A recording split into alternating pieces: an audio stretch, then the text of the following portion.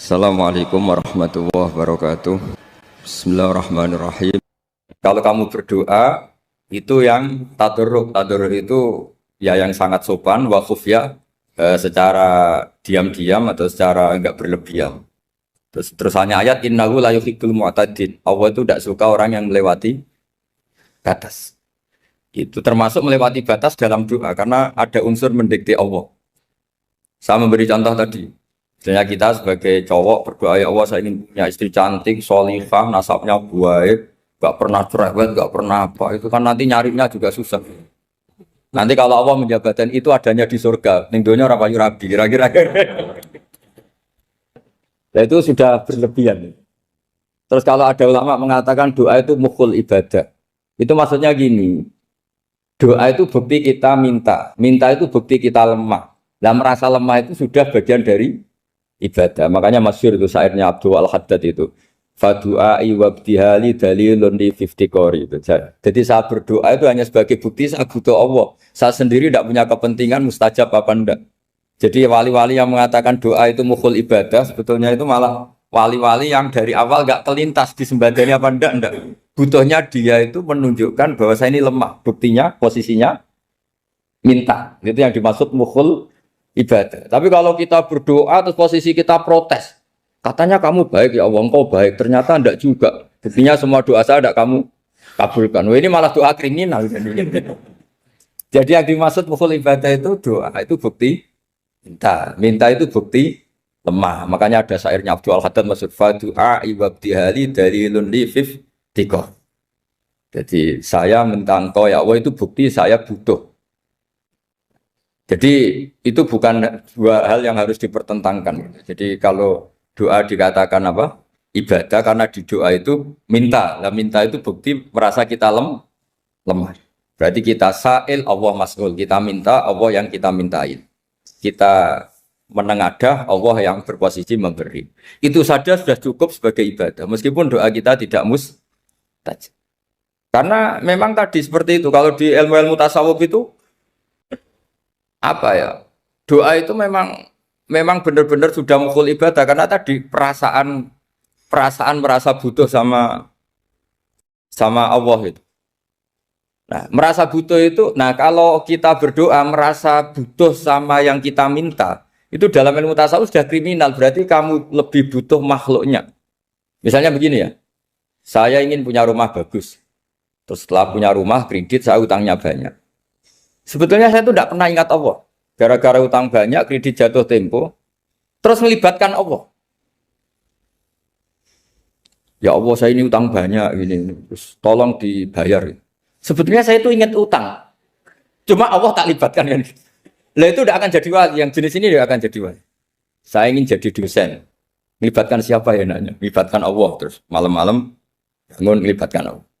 Itu artinya apa? Kamu itu lebih ingin yang kamu minta ketimbang ingin Allah. Kalau wali itu enggak gitu, kangen Allah. Terus tahu Allah itu zat pemberi, karena tahu Allah zat pemberi terus minta. Maka yang dikangen itu ya Allahnya dulu. Kalau kita kan enggak punya kasus dulu, punya keinginan banyak dulu. Baru ingat siapa yang bisa ya? Oh Allah. Allah kita libatkan. Ya untungnya Allah baik, mau ramal utang, bukan mikir. Untungnya Allah tidak jawab itu. Jadi itu bedanya wali. Kalau wali itu kangen Allah dulu, baru minta. Kalau kita enggak, banyak masalah dulu, baru melibatkan Allah. Nah yang jenis ini tuh bahaya. Kalau enggak disembadani mesti ngomel ya. Gusti katanya kalau yang minta kamu kabulkan, ternyata ini enggak. Nanti kalau Allah jawab, kamu itu tidak kangen saya, kamu itu kangen uang, kangen perempuan cantik yang kamu inginkan. Terus kamu melibatkan saya. Urusannya apa saya dengan itu, Pak? Makanya tidak usah nuntut karena awalnya sudah salah. Ya saya kira itu ya. Jadi ada ayat apa? Ud'u rabbakum tadarru'aw wa khufyah. Terusannya apa? Innahu la yuhibbul mu'tadin. Itu di semua tafsir dikatakan Allah enggak suka orang yang berlebihan dalam doa.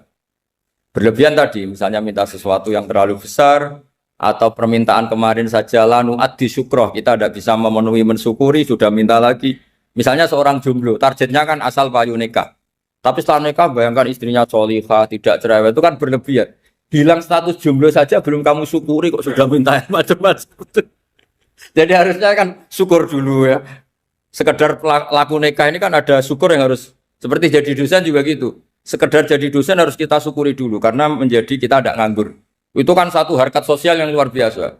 Jangan tahu-tahu sudah hari kedua cari intensif, cari ini itu, syukurnya aja belum sudah kemana-mana. Lah itu sudah mu'tadin, sudah melebihi apa?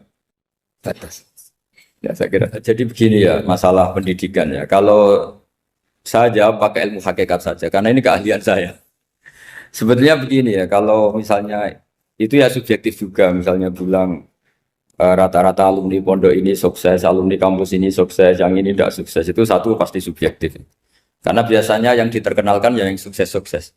Sama saya punya tetangga dari pondok yang Anda sebut itu kebetulan tidak sukses semua. Itu jantung saya sampai ngeluh. Saya ini gimana kok? Ya sudah seperti itu kan subjektif.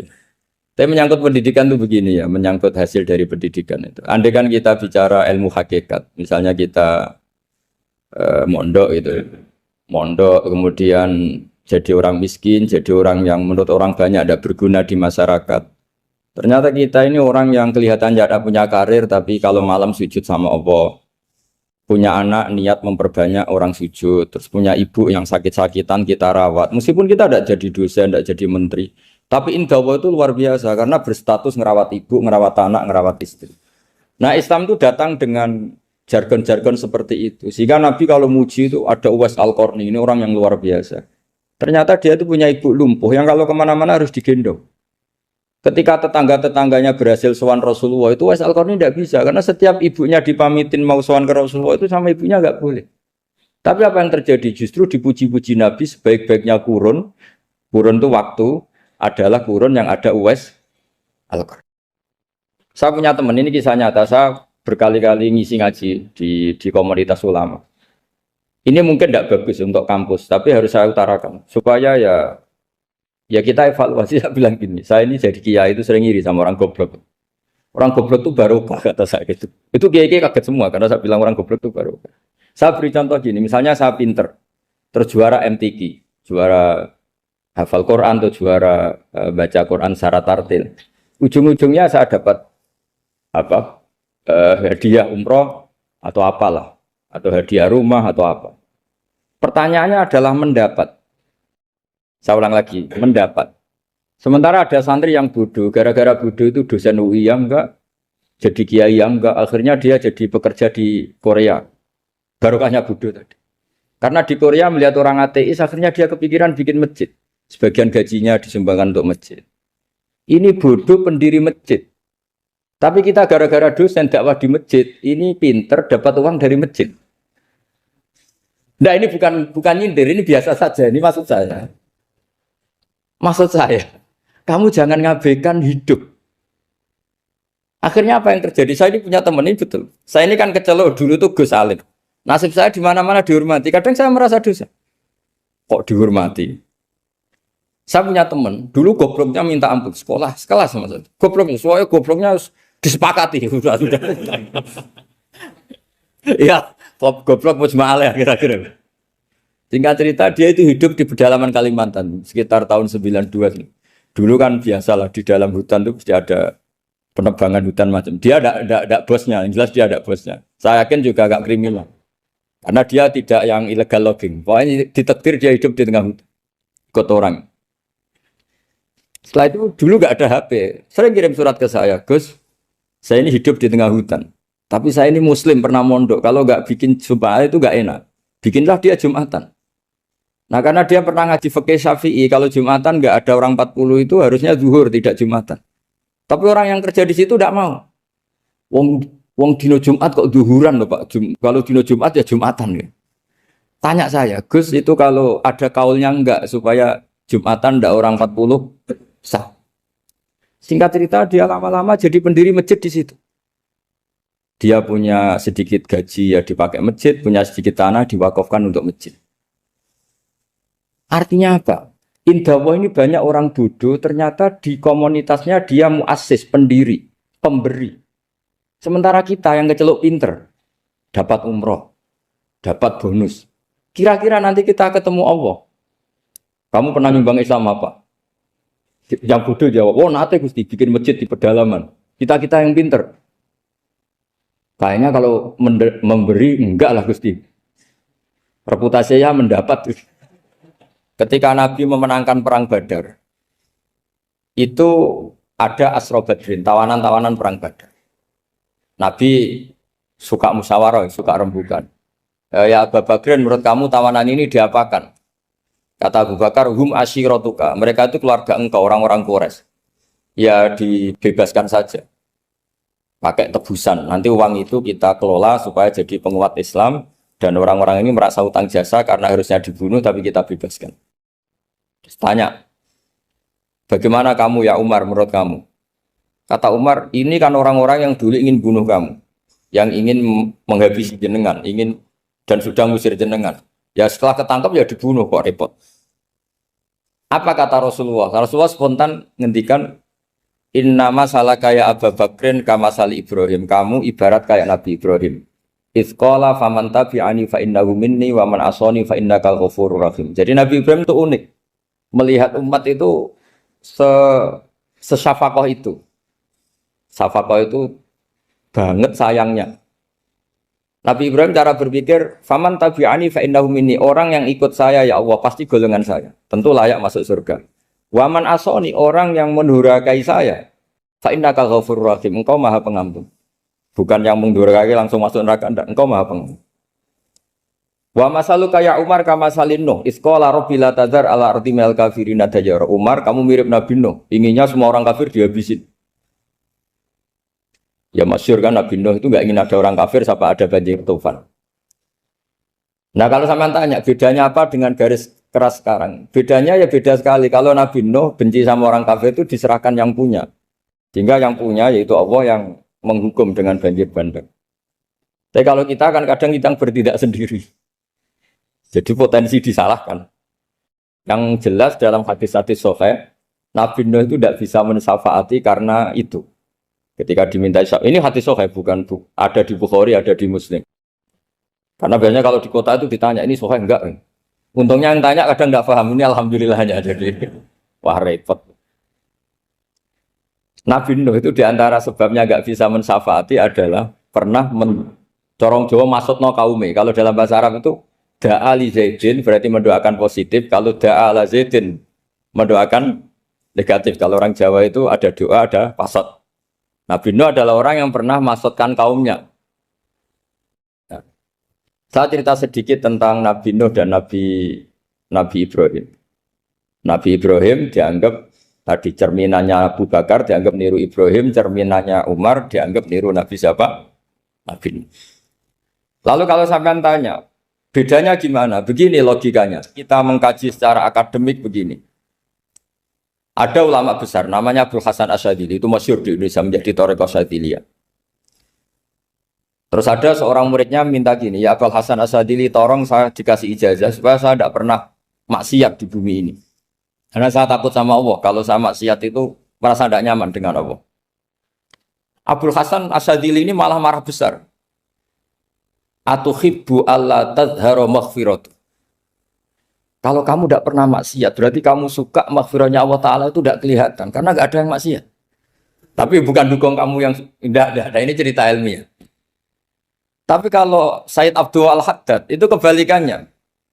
Ada orang fasik gitu, hidup berkeliaran, mengganggu masyarakat, ganggu ketertiban agama. Ada kiai atau siapa gitu mendoakan supaya tobat atau dikasih panjang umur supaya nanti bisa tobat. Itu beliau, Said Abdul Al-Haddad marah besar. Man da'a li fasikin bil baqa faqad ahabba ayu sawahu fi ardi. Orang yang mendoakan orang fasik hidup berarti dia suka Allah dimaksiati di buminya.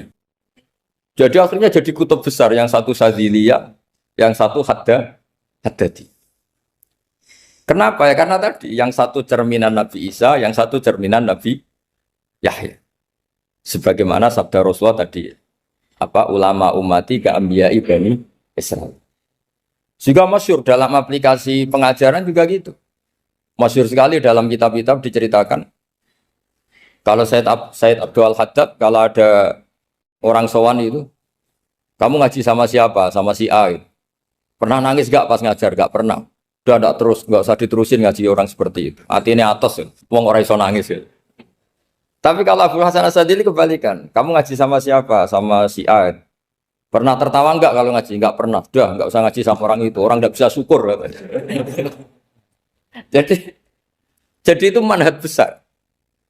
Nah akhirnya orang-orang kayak kita ini enggak jelas semua. Nangis ya bisa, syukur, guyu ya bisa.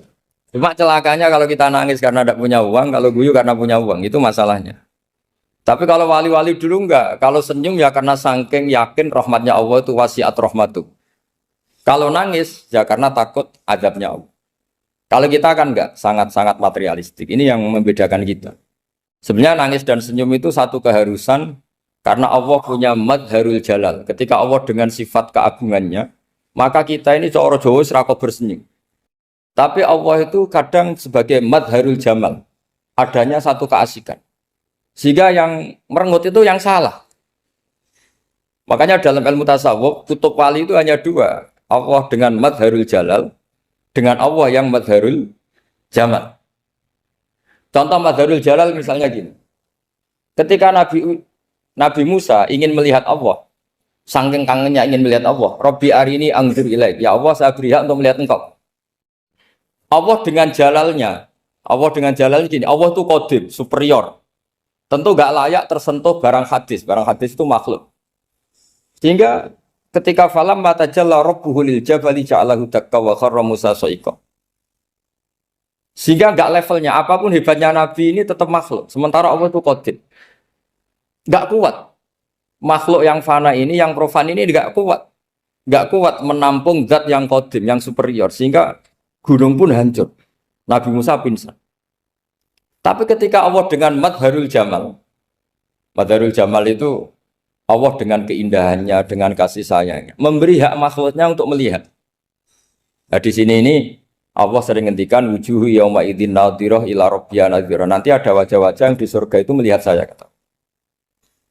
Tapi apakah betul melihat kayak saya melihat dosen, melihat Pak Rektor, melihat teman-teman itu tidak bisa. Karena Allah itu qadim, sehingga meskipun manusia ahlul jannah melihat Allah, tetap Allah ngendikan la tudrikuhul absar wa huwa yudrikul absar.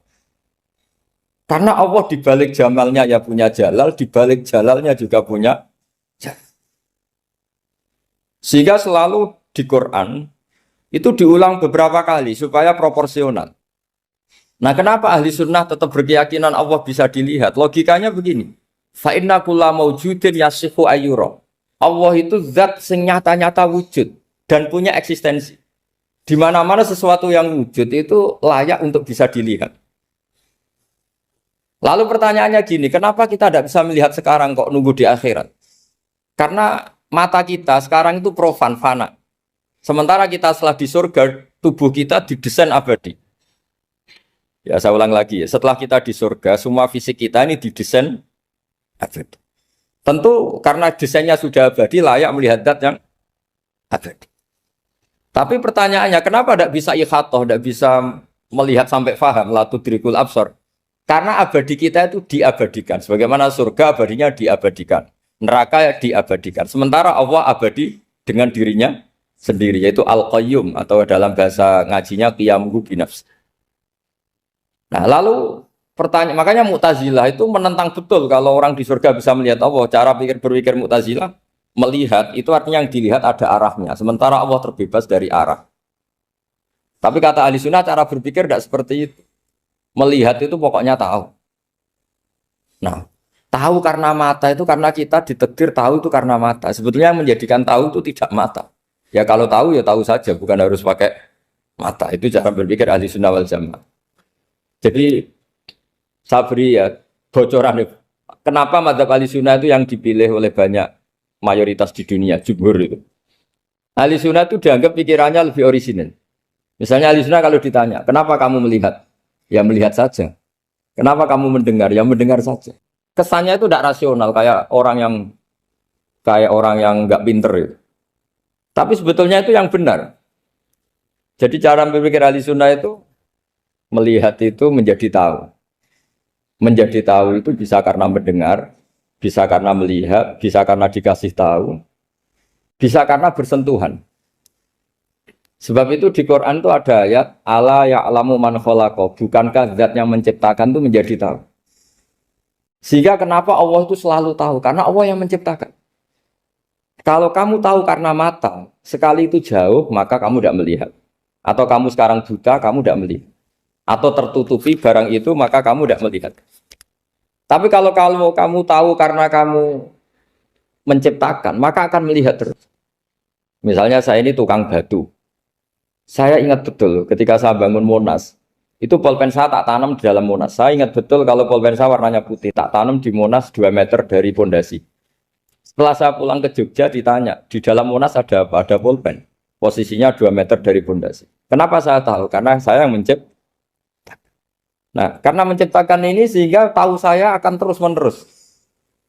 Tapi kalau tahu karena mata sekali barang itu tertutupi, nggak tahu. Misalnya saya tahu jenengan karena dekat sekali jenengan kemana-mana saya sudah tidak tahu. Tapi kalau saya menaruh sesuatu di tubuh Anda, sehingga kamu kemana-mana tetap tahu bahwa barang itu ada di tubuh. Nanti kalau ada yang protes, tapi bisa saja Gus barang itu dicuri orang kemudian Anda tidak tahu. Yang menjadi tidak tahu karena saya sudah tidak menciptakan suasana itu. Selagi saya yang menciptakan, maka akan tahu terus. Nah, tapi karena Allah ini menciptakan semua yang ada di bumi, maka Allah tahu terus. Jika Allah tahu cara bikin kuman, terus tahu bahwa manusia itu punya kuman, kumannya punya organ, organnya juga punya kuman. Terus gak kebayang. Kamu bayangkan kayak, makanya Allah itu kalau cerita sederhana, innallaha la yastahi ayyadriba mathalam ma ba'udatan fama fawqaha. Allah itu tidak malu bikin perumpamaan nyamuk, karena nyamuk itu lebih dahsyat timbang gajah. Para pematung itu disuruh bikin gajah masih mampu. Bikinkan patung gajah, mungkin masih sanggup. Tapi kalau tak suruh bikin patung nyamuk, nggak usah bikin hidup, patungnya saja sekecil itu. Padahal nyamuk kecil itu punya organ tubuh. Lalu bikinnya organ tubuh nyamuk itu kayak apa? Organnya punya kuman, kumannya punya organ, organnya juga punya kuman. Sehingga orang-orang alim itu baca nyamuk itu lebih jadi ayat Allah ketimbang melihat dinosaurus.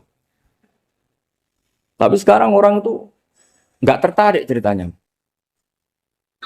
Jadi beda perasaannya orang alim sama orang awam. Kalau orang awam tuh melihat mukjizat kan yang dasar-dasar kayak dinosaurus, gajah, wow gitu. Kalau orang alim nggak, malah melihat nyamuk.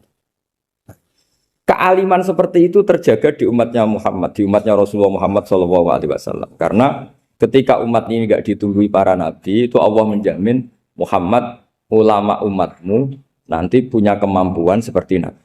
Tentu tidak dalam keutamaan ya, keutamaan tentu nggak sekelas sama nabi. Kenapa itu terjadi? Karena tadi para nabi ini mewakili sekian. Kalau kita sangat mencintai Indonesia, maka kita akan tegas siapapun yang ingin menghancurkan Indonesia. Itu kira-kira cerminan Nabi Nuh. Kalau kita sangat mencintai Allah, maka kita akan benci sebenci-bencinya sama orang yang mendurhakai Allah. Tapi masalahnya, Allah yang kita cintai itu memaklumatkan diri kalau bersifat ghafur, pengampun. Sehingga kalau kita terlalu kasar, ini kan yang kita cintai bersifat ghafur kok kita kasar.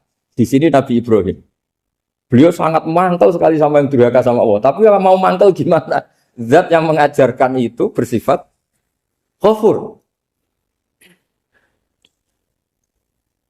Maka kita mau tidak mau. Makanya ada riwayat mengatakan takhallaku bi akhlaqillah. Kamu bertata krama kayak akhlaknya Allah. Akhirnya ya sudah. Kita mau apa coba? Kira-kira kalau kamu mencintai seseorang, itu potensinya kan dua. Protektif. Ada telepon, itu dari siapa? Cewek atau cowok, protektif. Itu bukti cinta apa bukti suudon kan tidak tahu. Tapi misalnya kamu cinta perempuan terus WA-an sama lelaki nggak apa-apa, jalan sama lelaki nggak apa-apa, sama masa lalunya pacarnya juga nggak apa-apa. Itu cinta apa pembiaran? Kan sama-sama nggak jelas. Nah kira-kira mencintai Allah itu kira-kira analoginya seperti itu. Kalau yang satu protektif, Allah harus zat satu-satunya yang disembah. Nggak boleh didurhakai, nggak boleh dikhianati kok. Sehingga ini sangat keras sekali. Nah, ini Nabi Nuh. Di sini ada Nabi Ibrahim. Karena orang yang zat yang kita cintai bersifat ghafur. Jika kalau kita terlalu tegas beda dengan sifatnya Allah yang bersifat ghafur. Nah umatnya Nabi seperti itu mulai dulu. Ada yang moderat, ada yang keras, ada yang setengah keras, setengah moderat. Ada yang ngambil sikap, oh udah mangan turu, ngenteni mati. Nah, itu lebih baik itu timbang punya istihad tapi gak jelas mendingan Itu ada riwayatnya, suatu saat ibadah akhir umatku terbaik adalah tidur. Maksudnya tidur itu gak ngambil sikap, masyhur itu. Saya beri riwayat yang ada di Bukhari Muslim. Satakunu fitanun. Al-qa'id fiha khairun nal qa'im wal qa'in fiha khairun nal masyi wal masyi fiha khairun nasai. Nanti di akhir zaman itu banyak fitnah. Kata Rasulullah, yang duduk lebih baik ketimbang yang berdiri. Yang berdiri lebih baik ketimbang yang jalan. Yang jalan biasa lebih baik ketimbang yang jalan bergegas. Man tasyarrafa laha tastasrifu. Fitnah itu adalah siapa yang terlibat maka akan semakin parah. Sehingga semenjak itu ulama berpikir nanti di akhir zaman kalau ada fitnah, itu sebaiknya orang ngambil sikap sepasif-pasifnya, secuek-cueknya. Jadi semua syurahul hadis sepakat makna hadis ini apa? Orang disuruh sikap secuek-cuek. Misalnya pilihan presiden, contoh kecil pilihan presiden. Mungkin para intelektual nggak merasa, tapi kalau ulama itu cara berpikir beda. Pilihan presiden, kamu fanatik milih A, yang satu fanatik milih B. Ya presiden atau bupati atau gubernur. Terus yang satu bilang gini, wah kalau nggak di presiden A, nggak di bupati A, nggak di gubernur A, negara ini rusak. Mungkin betul dari segi apa jejak rekamnya A ini bagus. Tapi pertanyaannya secara tauhid, bagaimana Anda menggantungkan kesejahteraan sama makhluk? Kamu nggak pernah terusik begitu kan para intelektual? Itu kan melukai. Bagaimana mungkin Anda menggantungkan kesejahteraan dengan seorang makhluk? Wah kalau di presiden A pasti Indonesia makmur, kalau bupati A pasti Sleman makmur, pasti Bantul makmur. Nah, bagaimana mungkin makhluk yang sedang soleh kamu pastikan selalu soleh? Wong dia makhluk bisa sementara yang B misalnya fasik, wah kalau dipimpin B pasti rusak negara. Bagaimana kamu pastikan B yang fasik selalu fasik? Biar saja dia husnul Fatimah, yang fasik pas mimpin jadi soleh, yang soleh pas mimpin jadi fasik. Akhirnya ulama karena tahu sifat manusia itu baru badan kendali di tangan Allah. Sikapnya nggak jelas. Saya ini termasuk orang yang terkenal nggak jelas. Karena kalau ditanya, Gus sampean pilih presiden mana, bakti mana? Sanad pangeran sing dadi aku loyal. Wah, anut pangeran yo kacau. Wah, luwih kacau menan anut pangeran kata sekali. Ini kan sudah tidak sambung karena pikirannya ulama. Memang nggak beda, cara berpikir ulama itu beda. Bahkan bapak saya itu kalau didik saya itu begini. Kalau meseli saya atau ngirim saya dulu itu kan pakai mesel. Ini uang kamu 500.000 untuk kamu. Mesti ditambahi 100.000 ini untuk buat jajan sama teman-teman. Mesti ada uang pokok, ada uang sodako. Dulu saya sering tanya, kenapa bapak sangat menghormati teman-teman saya? Kata bapak, kowe mondok iku aku ora iso nyukupi, sing iso nyukupi ya kanca-kanca. Ternyata betul, rata-rata anak kuliah atau anak mondok, uang pribadinya kan 8 hari dari dikirim sudah habis. Berarti kan masih 22 hari kok bisa hidup itu kan barokahnya teman-teman itu. Malah yang agak beling itu 1 hari sudah habis, berarti ada 29 yang bergantung sana sini. Sehingga Nabi dulu cara ngendikan itu unik. Kata Nabi, da'un nasa yarzuqu wahu ba'duhum ba'duh. Menusau barnawa, enggak saling memberi rezeki. Ketika ada collab, Medina itu pernah collab, terus sekarang pernah defisit. Beberapa pakar ekonomi datang ke Rasulullah, ya Rasulullah, sa'ir, tolong dikasih harga standar. Tapi apa jawabannya Nabi? La tusairu fa inna Allaha huwal musair. Kamu jangan kasih harga, Allah sendiri yang menentukan harga itu. Terus kata Nabi, kenapa engkau begitu ya Rasulullah? Ini negara harus ditentukan harga karena gini-gini. Kata Nabi, saya tidak ingin ketemu Allah dalam keadaan dolim. Tapi ini tentu di teori ilmu modern ini masalah. Tapi menurut orang modern.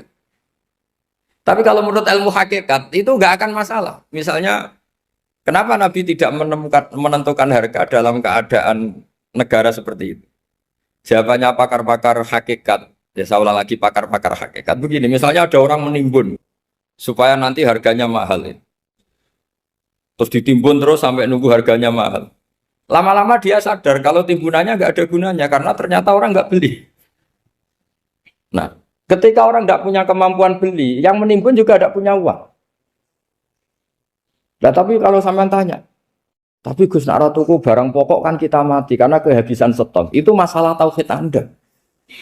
Bagaimana mungkin kamu bayangkan seorang makhluk tidak bisa hidup atau nggak dapat rezeki? Nabi itu orang yang sampai ke derajat hakikat, dari tidak pernah bayangkan gitu. Salah sampean jadi orang yang tauhidnya masalah. Sehingga terus bayangkan, wah kalau negara ini kayak, wah kita makan apa? Kalau negara nggak stabil, wah kita gimana? Itu tidak bisa seperti itu. Dulu ketika kita dijajah Belanda, itu kiai-kiai kita, Mbah Hasyim Asy'ari, Mbah Ahmad Dahlan, mondoknya di Mekah.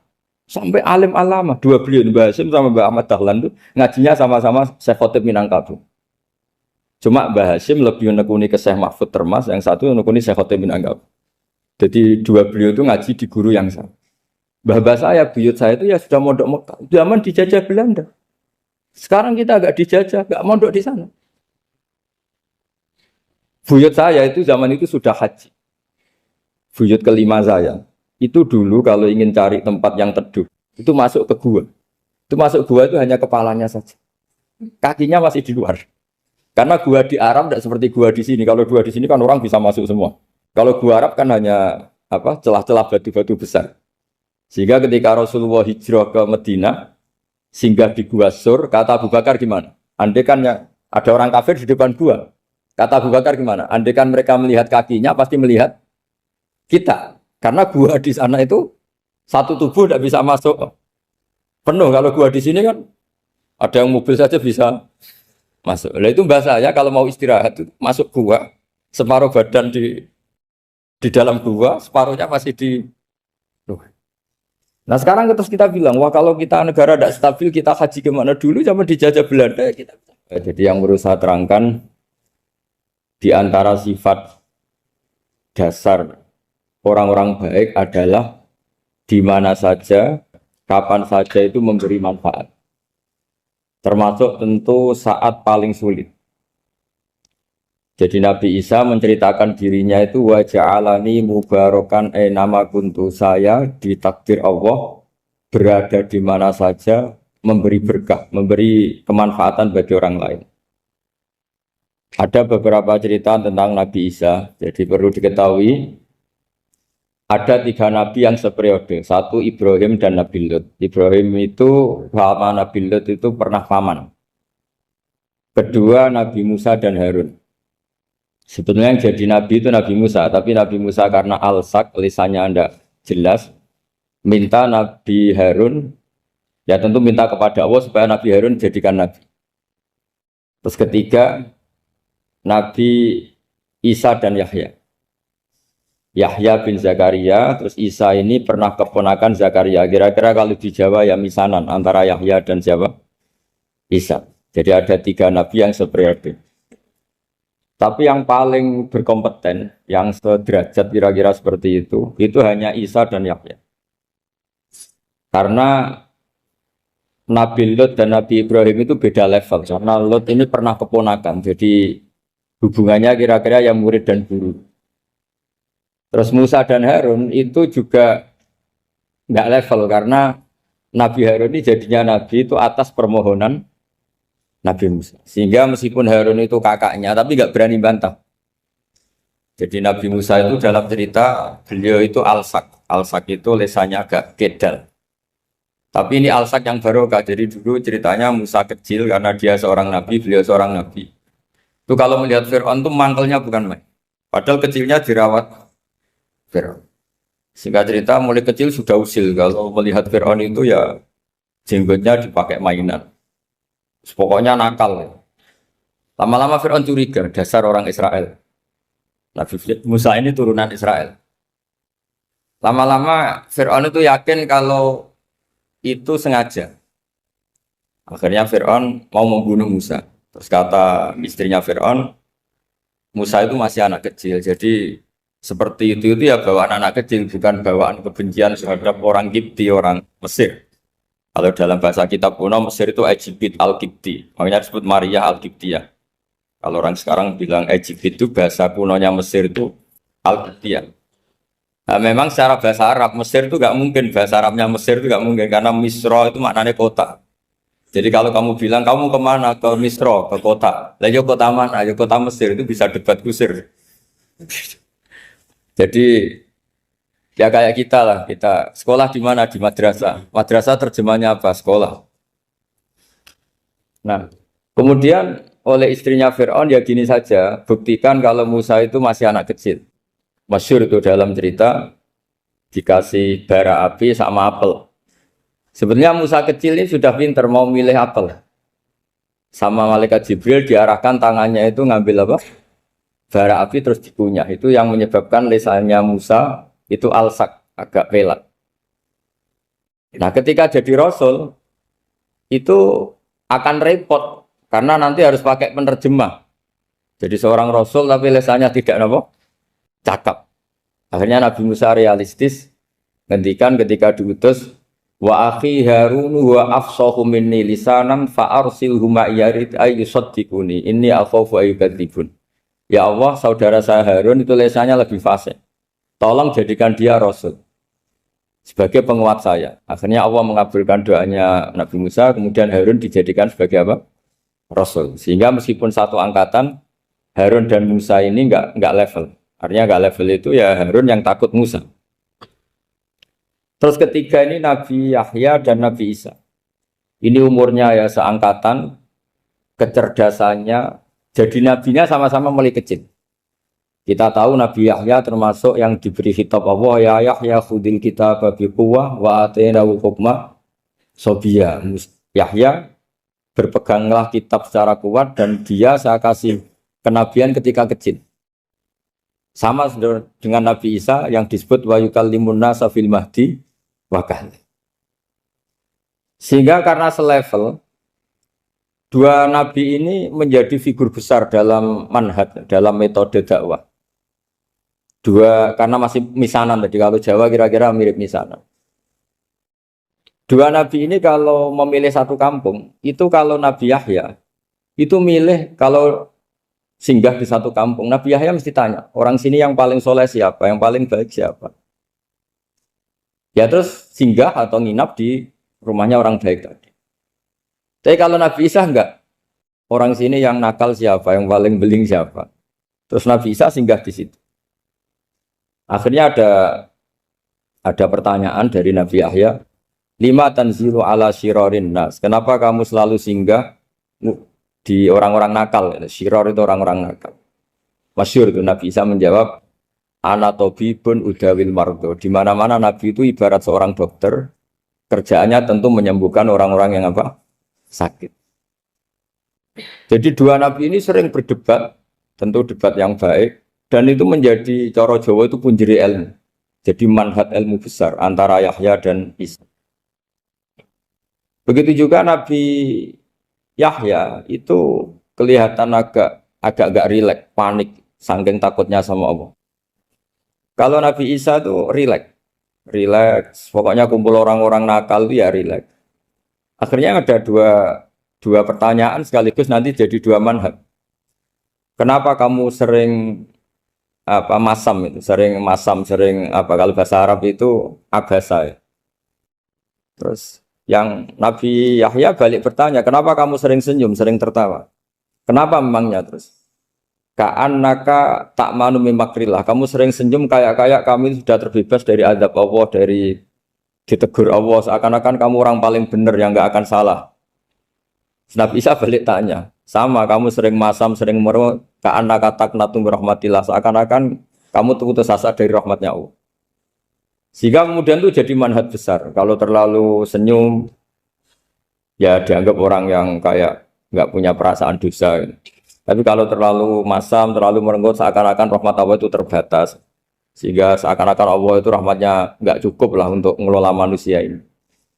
Sehingga itu jadi metode besar yang masyhur itu dalam sebuah hadis Nabi ngendikan, ulama ummati ka anbiya Bani Israil. Ulama umatku itu kapasitasnya atau fungsinya atau manfaatnya setingkat nabi-nabi Bani Israil.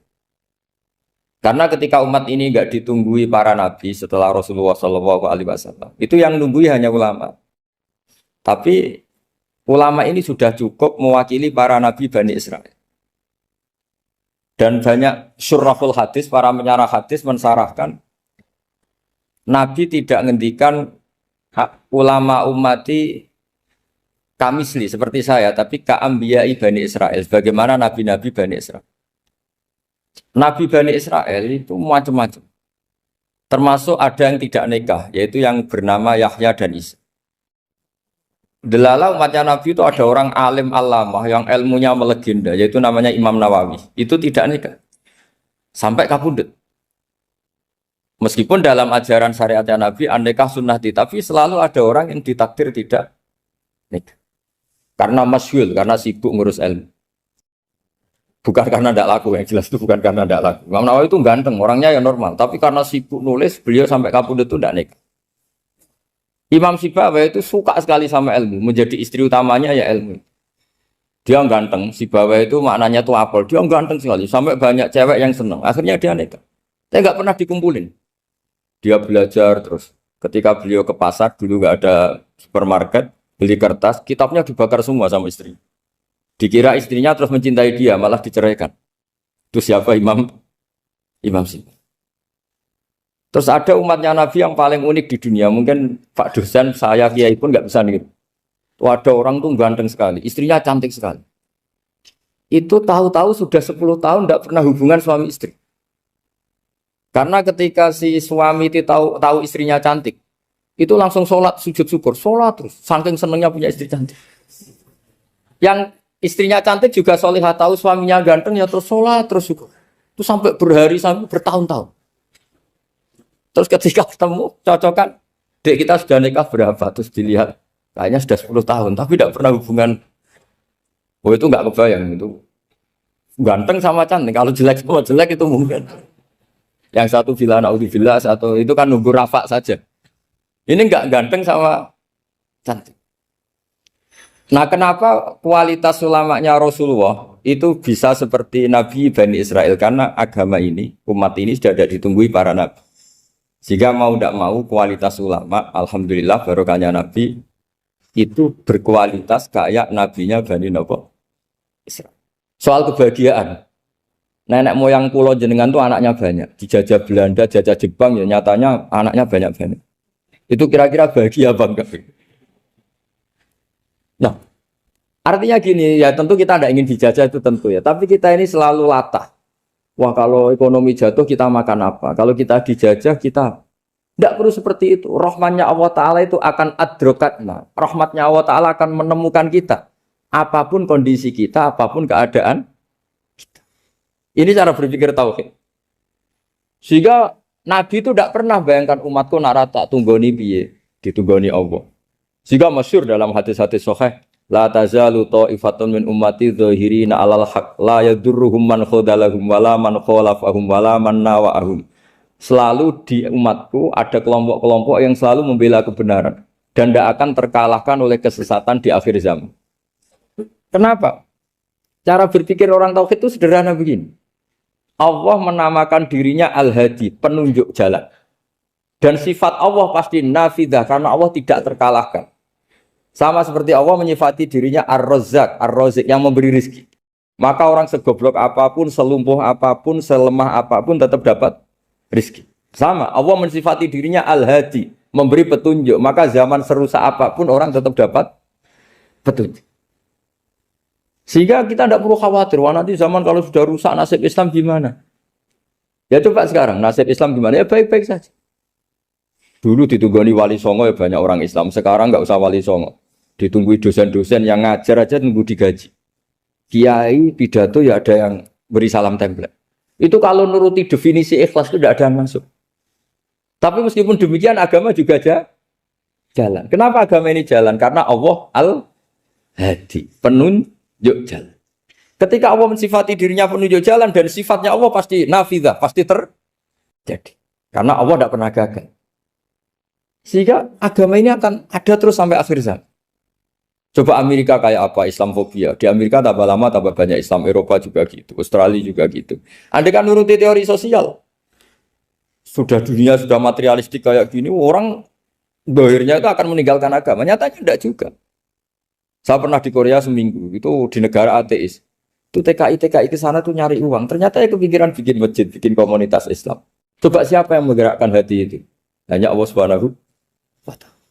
Ya, jadi cara berpikir tauhid saya ulang lagi, saya mohon sekali di pengajian ini saya cerita wajah alani mubarakan aina ma kuntu. Jadi cara berpikir sekian nabi, terus kita punya karakter tertentu, kita milih nabi ini itu sah. Karena ulama ummati ka ambiyai bani Israel. Ulama umatku itu ibarat kayak nabi bani Israel. Jadi ada yang milih tadi. Seperti Nabi Isa fokusnya ngurusi orang-orang nakal. Itu juga bagus karena di mana-mana nabi itu seperti dokter. Tapi Nabi Yahya hanya berkawan sama orang-orang soleh. Kita tahu berkawan orang fasik itu resiko ketularan. Iman pas-pasan wae kancanan wong fasik kan taqabbalallahu minna minkum gitu. Wong kamu sendiri tidak sehat-sehat amat berteman orang penyakitan kan bahaya.